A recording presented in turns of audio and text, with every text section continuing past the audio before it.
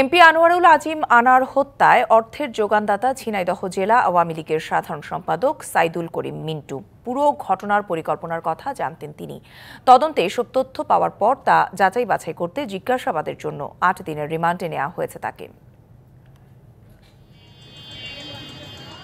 MP আনার নিখোঁজ ও পরে কলকাতায় খুন হন। ঘটনা প্রকাশের পর ঝিনাইদহ জেলা আওয়ামী লীগের সাধারণ সম্পাদক সাইদুল করিম মিন্টু তাদের বাড়িতেও যান।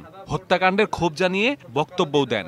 এই খুনিও যত দূরেই থাকুক, নেপথ্যে থাক, যেখানেই থাক, তাদেরও উদ্ঘাটন করা সম্ভব হবে বলে আমরা। এ সময় তার সঙ্গে ছিলেন দলের আরেক স্থানীয় নেতা কাজী কামাল আহমেদ ওরফে গ্যাস বাবু। ঘটনার কয়েকদিন পর হত্যায় নাম আসলো সেই গ্যাস বাবুর। রিমান্ডে নিয়ে তাকে জিজ্ঞাসাবাদের পর নাম আসে মিন্টুরও। এছাড়া আমানুল্লাহ ওরফে শিমুল ভুইয়া সহ ৩ জনের আদালতে দেয়া স্বীকারোক্তিতেও নাম আসে মিন্টু ও বাবুর। এসব তথ্য যাচাই করতে মঙ্গলবার বিকেলে আটক করা হয় মিন্টুকে। জিজ্ঞাসাবাদ করা হয় আনার হত্যা সম্পর্কে। বৃহস্পতিবার শেরেবাংলানগর থানার খুনের উদ্দেশ্যে অপহরণ মামলায় ১০ দিনের রিমান্ড চেয়ে মিন্টুকে আদালতে তোলে গোয়েন্দা পুলিশ। আদালত ৮ দিনের রিমান্ড মঞ্জুর করেন।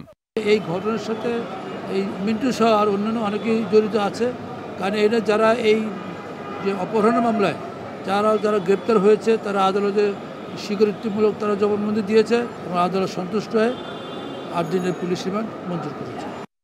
গোয়েন্দা পুলিশ বলছে এমপি আনার হত্যার পরিকল্পনাকারী আখতারুজ্জামান শাহিন আর অর্থের যোগানদাতা হিসেবে মিন্টুর নাম এসেছে আসামিদের জবানবন্দিতে। রিমান্ডে সেটিও জানতে চাওয়া হবে। আমরা এখন তাকে রিমান্ডে মাত্র এনেছি, ৮ দিনের রিমান্ডে এসেছে। আসার পরে আমরা দুইজনকে আমরা সামনাসামনি করে আমরা ভেরিফাই করে যাবতীয় তথ্য পরে আপনাদের জানাতে হবে। এমপি আনার হত্যায় মিন্টু গ্যাসবাবুকে গ্রেপ্তারের মাধ্যমে রাজনৈতিক সংশ্লিষ্টতার বিষয়টি সামনে আসে। Masudur Rahman, DBC news, Dhaka.